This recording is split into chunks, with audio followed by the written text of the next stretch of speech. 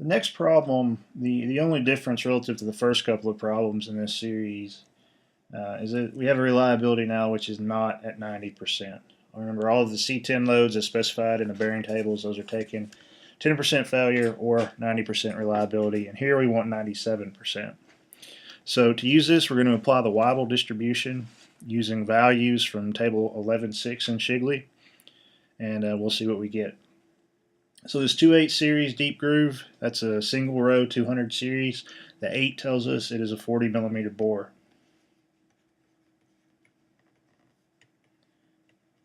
So with that information, and also assuming it's non-Timken, once again, we can look up the C10 value to be 30.7 kilonewtons. That's all we need from the bearing handbook, bearing catalog. From table 11.6, we'll pull the Weibull parameters. Those are for non-Timken bearings. X0 is 0.02. Theta is 4.459. And lowercase b is 1.483.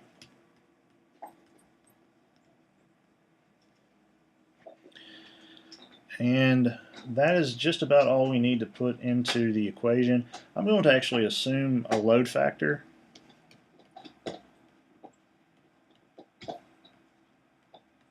That is the application factor AF. I'm going to take it of about 1.1. That's for precision gearing.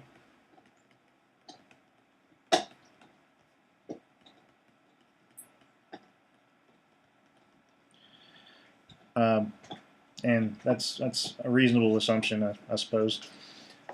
If you're not given any particular information about the application factor, you could omit it or you could assume something. I'm just putting something in here. Now, with a non 90% reliability, the equation looks like this.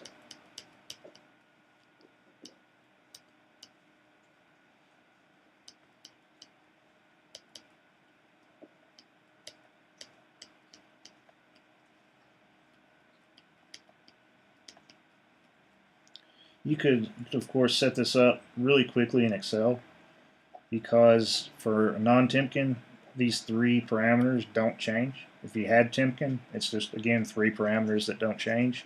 So it's really quick to set up something in Excel to run through these calculations. On top, the equation in the book specifies this as XD, which is a life ratio. All that is LD over LR. And then everything in brackets is raised to 1 over A, where we have a ball bearing again, so A is going to be 3. So what we're solving for in this is LD. We have LR as 10 to the 6 since it's a non-Timken bearing. We have C10 now. We have the FD is 3 kilonewtons. That LD is all that we need to solve for.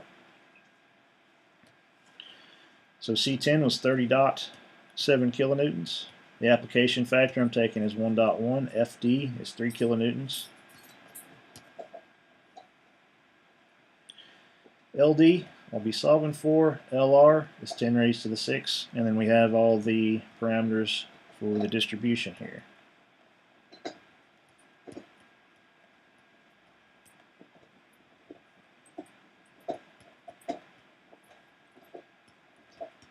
.97 for 97% reliability, and we're raising that to 1 over 1.483.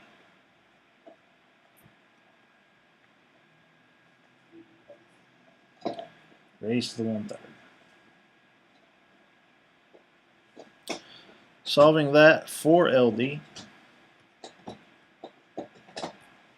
we get about 355.1 e to the 6 cycles.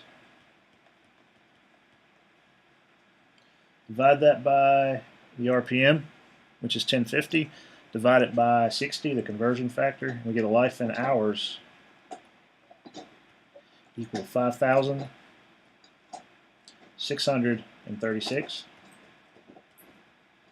which in days would be about 235.